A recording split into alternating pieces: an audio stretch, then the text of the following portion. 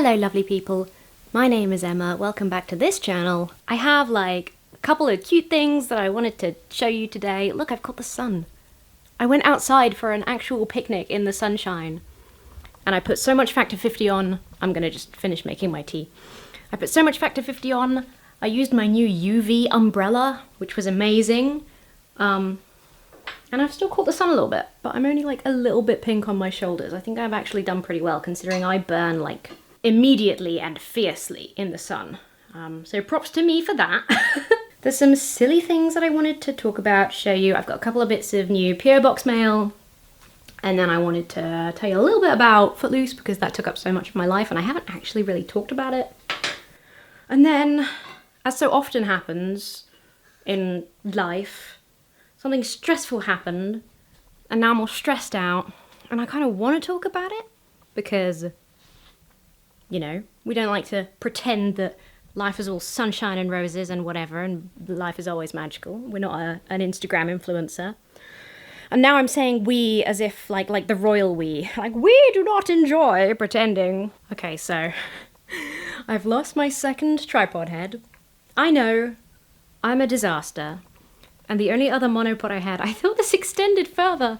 Turns out this is really short. Like, that's, if I put that down on my leg, that's the view you get. Just like chest and double chin, which you don't want, so I'll just hold this up like this and we'll just deal with this for the time being. And if it gets like, my arm gets too tired or whatever, then I'll just have to get my whole ass fucking tripod down here and we'll deal with it. I'm still just like casually looking around in case I find that tripod head.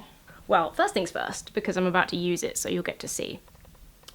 I got this, dropping coasters on the floor.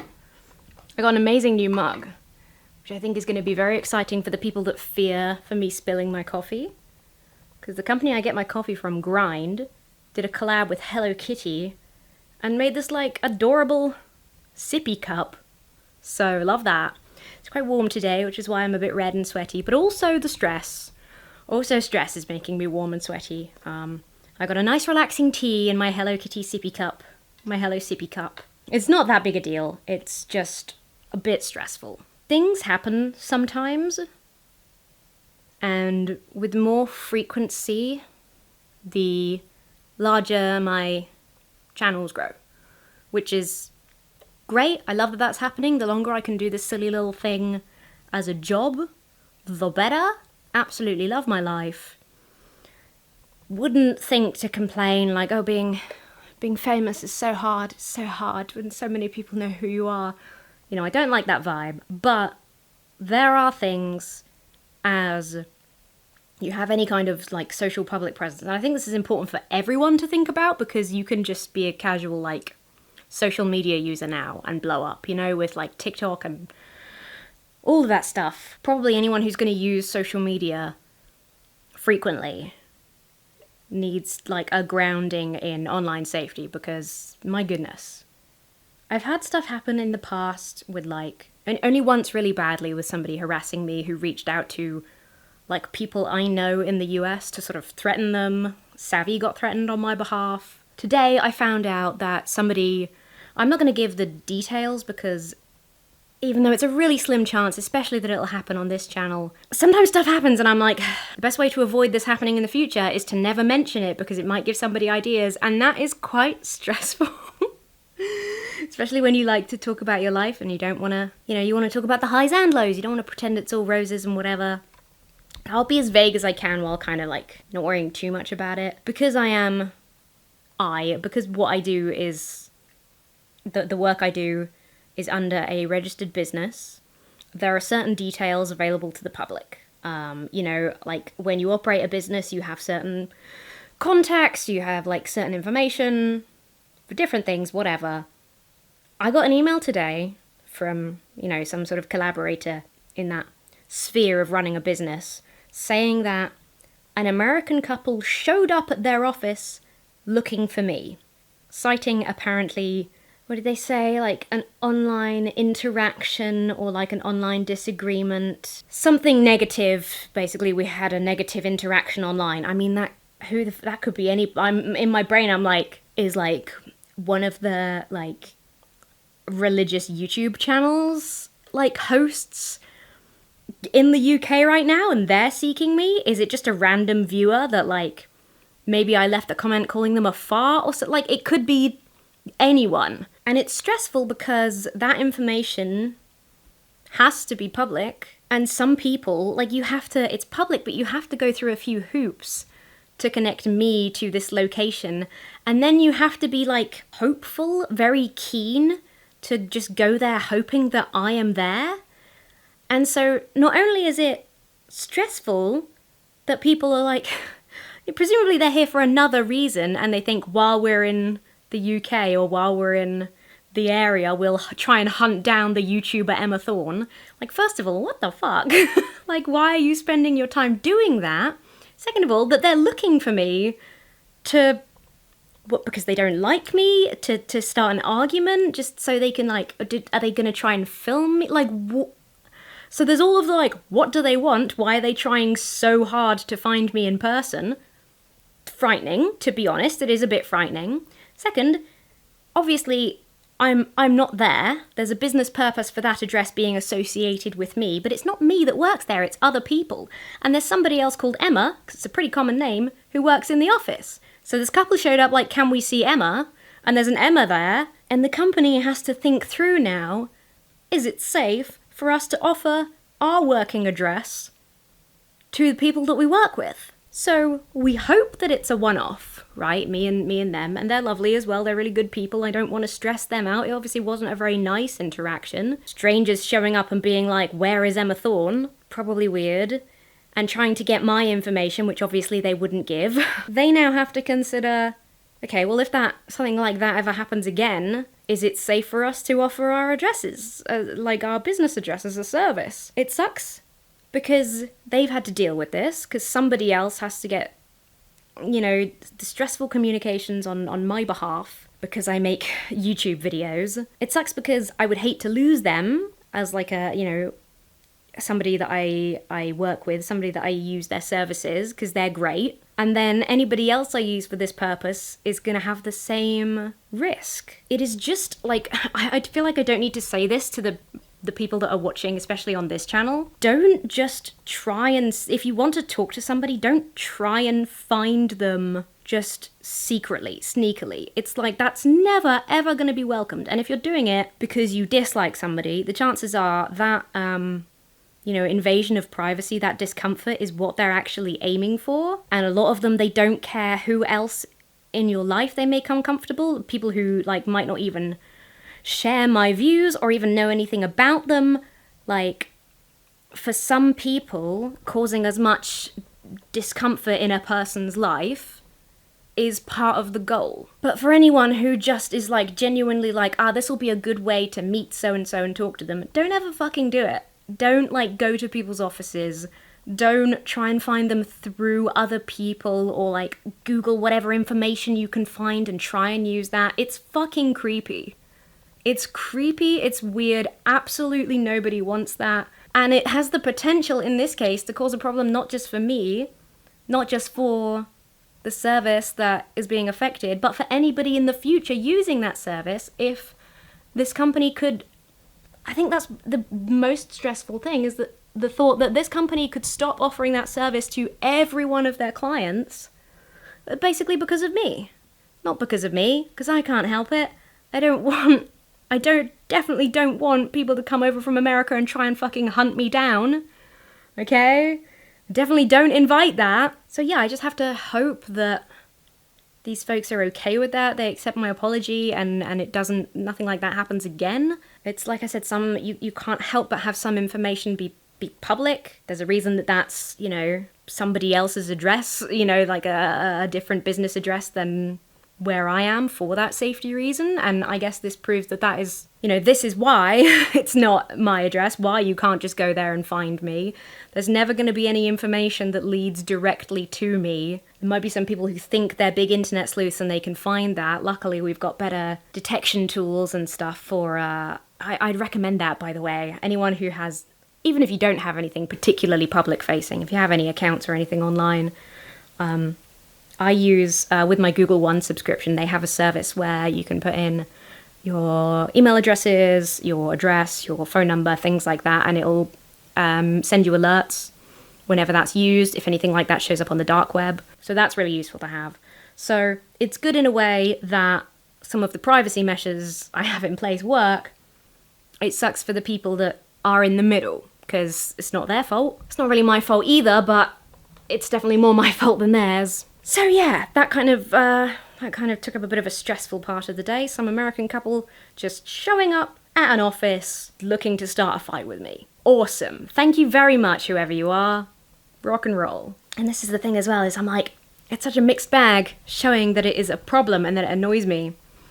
I think in a way I'm like, I want to say, because it highlights the importance of your online privacy, right? Of like trying to keep yourself protected from potential things like this. It's something to think about if you do have like any kind of public facing profiles. If you want to start a YouTube channel, I get a lot of comments from people doing that. At the same time, showing that something somebody does has bothered me, affects me, I always worry, is it going to happen more? Because people have seen that it, if that's all they want to cause me discomfort, they've seen that it succeeds, and so maybe somebody else tries it. Like, it is tricky. That is a tricky thing about being on an online platform, being in some kind of like public facing thing, is measuring how much to say. And I don't share that much of my private life, really. A lot of people, you have like daily vloggers who like, you see their homes and the places they live and share a lot of information about their lives. I think I'm generally pretty good at not doing a lot of that. But sometimes something will happen and I'm like, I really would like to talk about that because it's interesting and important, and I don't want to feel silenced when something upsetting happens to me. But I have to balance that with, because I had this fairly recently, like within the last year, with something else that I have not talked about, and I probably won't. Because my fear is that if I acknowledge that it's out there, that there's a thing that has bothered me, people will try to seek it out, find out more about it, people will do it again, people will think, oh, that's a brilliant idea, I'll do that to her as well, I'll do that to somebody else. Like, it's frustrating. There's some less cool things about being an influencer, a micro-influencer of such reach and talent as me. It's stupid, but, truth be told, I already feel better for venting a bit, so thank you for listening. I vented a bit. Now I can show you the silly things that I wanted to show you. If I can figure out how without having a tripod, a proper tripod. Okay, first thing I wanted to share. Package arrived today from Ducky Keys. They make rubber ducky themed keycaps for your computer. So naturally I love them. I've got a few. Willow gifted me one and I bought a couple for myself because I love them. They're amazing. They're duckies for your keyboard, like what's not to love? So I bought some more and I'll share those with you now. How do people vlog like this just like all the time? It's very, I guess I can turn it around. I am wearing trousers. If it looks like I'm not, I am. I'm wearing trousers. It's the fidget toy Quakka. It's a little, well, it is what it says. It's like one of their keycaps, but it's a fidget toy. I can't do the try me because it's fallen over, bless it. Oh, and another one, because something I ordered was out of stock.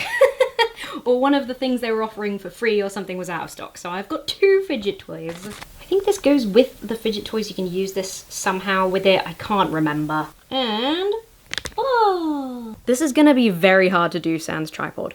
You know what? I'm just gonna bring my big tripod down. I'm just gonna do it because I'm not gonna be able to open my PO box like this, my PO box mail. So fuck it. This is what we're doing. Fun as it is actually quite difficult to drink out of that cup. So I've decanted it into a mug. I will definitely use it for cold drinks. I just might not. The sippy hole is just, when you have a cup with a sippy bit and then like air is coming out of somewhere else, so you drink and you just get more air than liquid. Show me the Ducky Keys. Hi, look at my cute little clear ducky. Look, I'm like a beauty influencer. And here you'll see my fave shade of ducky. He's a cute little boy. He's a little guy. He's just a little guy. Let's see what my mystery one is. Oh, this one I could tear. It's pure, original yellow ducky. The quackiest little guy of all. I have to decide what keys to put those on now is the tricky thing. Because I've already got a couple. And the more I add, the harder it's going to be to remember what key is what. Hi, buddy. Oh, hello. Hello. I'll take off the keychain part for a minute. Here he is, my fidget ducky. He got a speaker in the bottom. You probably couldn't use this in like an office because... But my home office, hello, and a pink one. Oh, I think that this one, if I can open it, it's like a puzzle. I did it. I think that this is so that you can have, oh, it's got a little mobile phone attachment. You remember when mobile phones used to have little dangly, little holes for dangly things? I think this is so that you can have a silent version. So you can have an office-friendly ducky. So because of the shape, I think you could put any ducky on it. Yeah, you can put whatever ducky you want on it. That also makes quite a satisfying sound. I'll probably use that more than the quacking ones. I could carry this around in a handbag and swap which ducky I'm taking out for the day.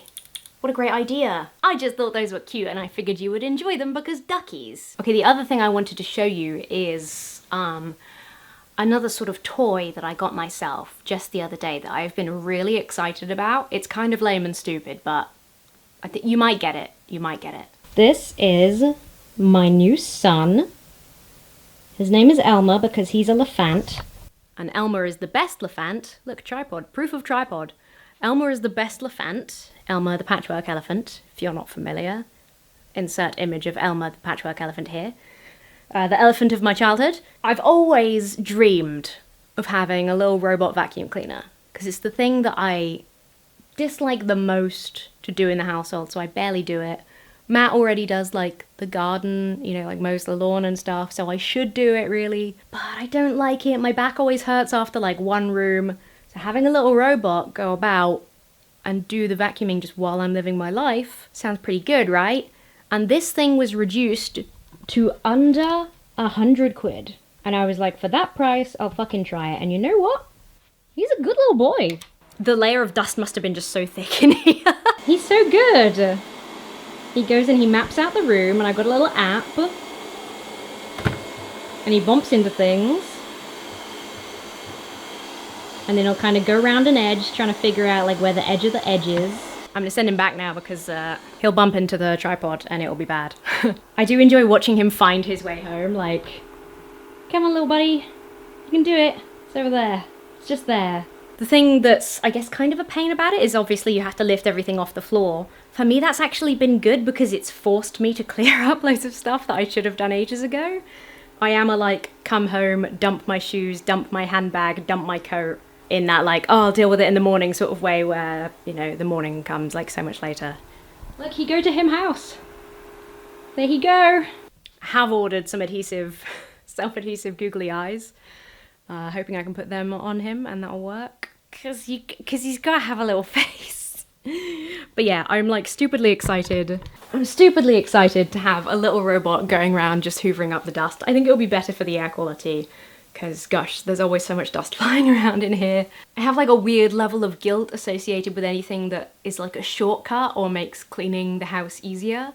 But realistically, I work full-time, probably more than full-time.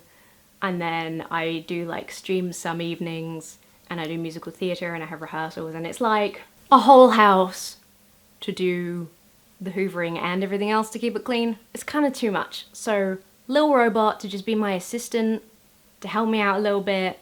Very cute, very cool. I've been so excited. If you're curious, it's an M210P, I believe.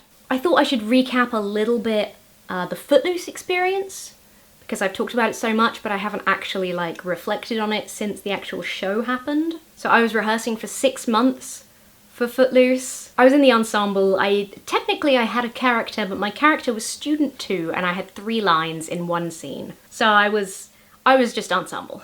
But I feel like ensemble has maybe in some instances more work to do than some of the cast members, because my god, like, it was a lot. It was Footloose the musical, so it was, you know, based on the movie. It's got those Kenny Loggins songs in it, a couple of other ones from the soundtrack. Some quite banging numbers, lots of funny, silly moments. The cast was so amazing, so wonderful. We had creatives sort of in charge, so we have the head of musical theatre, who doesn't spend that much time with us because she's in charge of the whole musical theatre department at the place that we do them. And then we have a choreographer. We have the music director who teaches us harmonies and the songs and things like that. The choreographer obviously teaches us the dances and then helps set up the staging with the director who directs, you know, the action, the events, the dialogue, things like that. And then within the cast, we had a couple of music captains and dance captains. So they helped us out, did extra rehearsals with us without the creatives there. And yeah, it was an amazing process. It was exhausting. It was stressful at a couple of points because putting on a show, oh my god. And it was like a real theatre. It was in the Polish Theatre in London, POSK, which is a really cool theatre. It was an amazing stage. Our first show was at the end of a full day. Like, we got to the theatre and started at 9 AM to learn about safety requirements, to tour the theatre, to put our costumes and stuff away. We had a tech rehearsal. Then we had a full dress run where there was a professional photographer. I'll put up some pictures for you here. And then we had the first show at 7:30 that night. So it was a really long day. It was amazing. We were like, obviously I'm biased, but I feel like we were so good considering we should have had no energy, but we like brought it. It was great. And we did 3 shows in total. And they were amazing. It was kind of sad because it's like 6 months work and then it's suddenly over within a week, and it was like, oh, we only had like a couple of weeks in between and I missed everyone so much. It was like, oh, I wish we were still doing it. I wish we could do something new already. And now we've just started the rehearsal period for Panto, Christmas Panto, pantomime. If you're not familiar, it's a very sort of camp, like family-friendly, although typically filled with adult jokes, kind of almost spoofy parody version of some famous story. So you'll often have like fairy stories, Peter Pan, Cinderella, stuff like that. But they're not really the plot of that original thing. So we're doing The Wizard of Oz, and it generally follows the plot of The Wizard of Oz, and it's got the characters from The Wizard of Oz with like some Panto twists and differences. It's extremely silly, it's a lot of fun. I think Panto is awesome. Everybody should support their local Panto.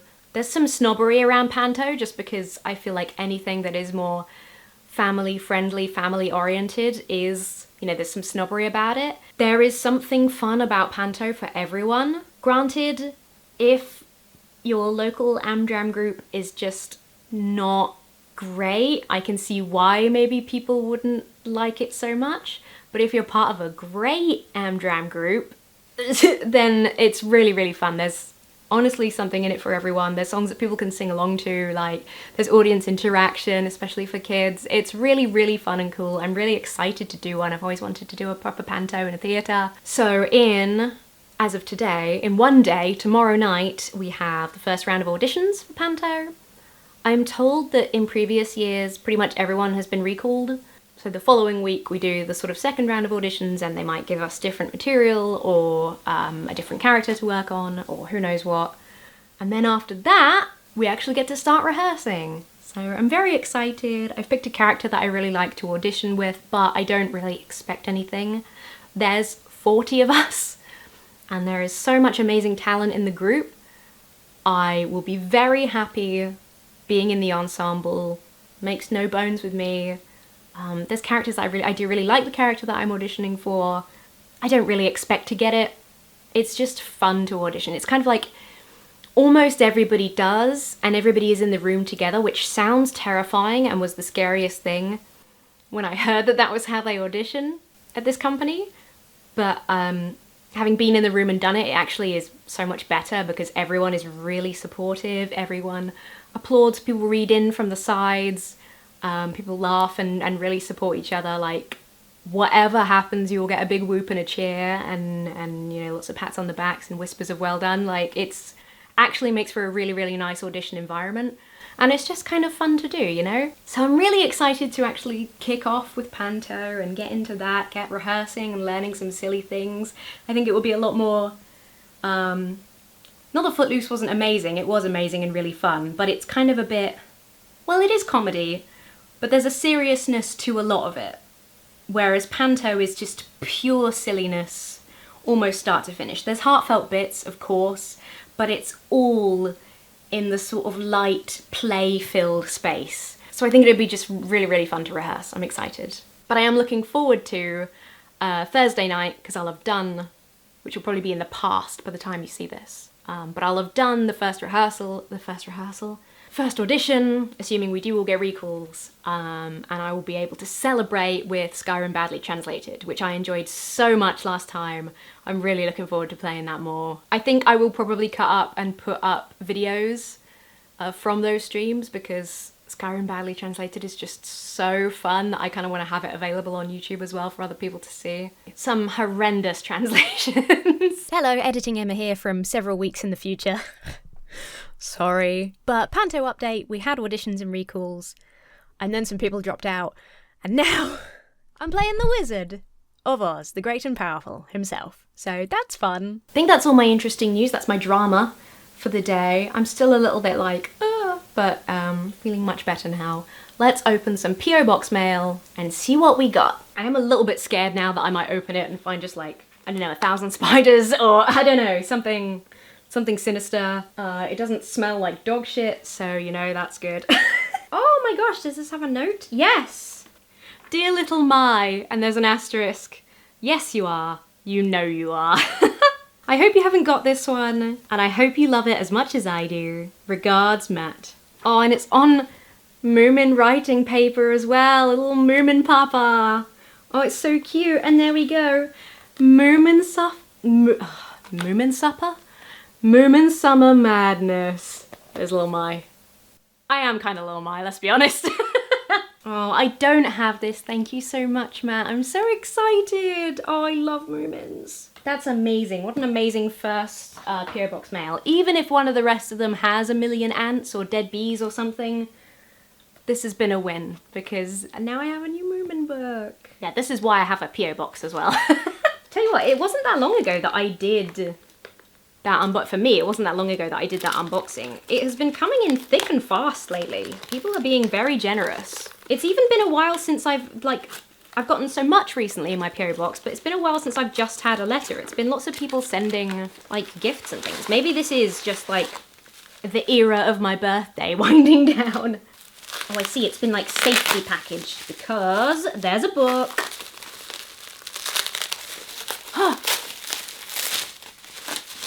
There's not a note. Well, thank you so much. Whoever sent me Perry Rodan 1, Enterprise Stardust, the sci-fi book, thank you so much. First published in Great Britain in 1974. Oh, this is awesome. Thank you so much. Major Perry Rodan, commander of the spaceship Stardust, found more than anyone had expected might exist on the moon, for he became the first man to make contact with another sentient race. No ants. There's one more. There could always be ants. Although this is like packaged, like somebody ordered this one from a company. Oh, from What the Chuck! Len is a strong female role model much like yourself. From What the Chuck! Oh my gosh! Poems! By Len Penny. Whether she's writing letters to her younger self, advocating for women's rights, or adapting fairy tales to process an abusive relationship, Len's voice is bold, unashamedly frank, and unmistakably hers. The poems in this collection, both funny and fiercely feminist, announce a formidable new talent. Moving deftly between English and Scots, Poems is as approachable as it is affecting. I do follow Len Penny. I didn't realise Len Penny was that much younger than me. Yeah, I follow Len Penny on Instagram.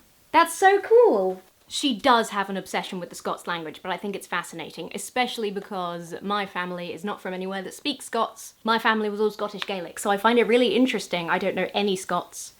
And I appreciate that she differentiates, because she gets, bless her, so many comments from people saying, why do you call it Scots, isn't it just Gaelic? No, they're different languages. Thank you, Len Penny, and thank you, Charles What the Chuck, for a book of her poetry. That's so amazing. I love that. Oh, what a win. I didn't get a single spider. I got 3 books. And I got 3 vastly different books. Book of poetry in English and Scots, 70s sci-fi book, and a Tove Jansson Moomin book. Thank you so much, guys. I'm going to take the, gently remove the, maybe I'll take the whole label. The label from this one so I can keep it with my letters. because I like to keep all the letters and notes that people send. Those are amazing. Thank you so much, everyone. Thank you for watching. I think I'm done for the day. I've actually fully calmed down now, so I can get back to work and get on with my day. I bet at some point I'll get another email or a phone call from, because I haven't heard back yet from the people who work at the place where the strangers materialised today looking for me. I'm sure as soon as I hear back from them, I'll get stressed again, so I'll enjoy it while I can. Thank you so very much for watching, for listening. Have yourselves a lovely week, and I will see you really soon.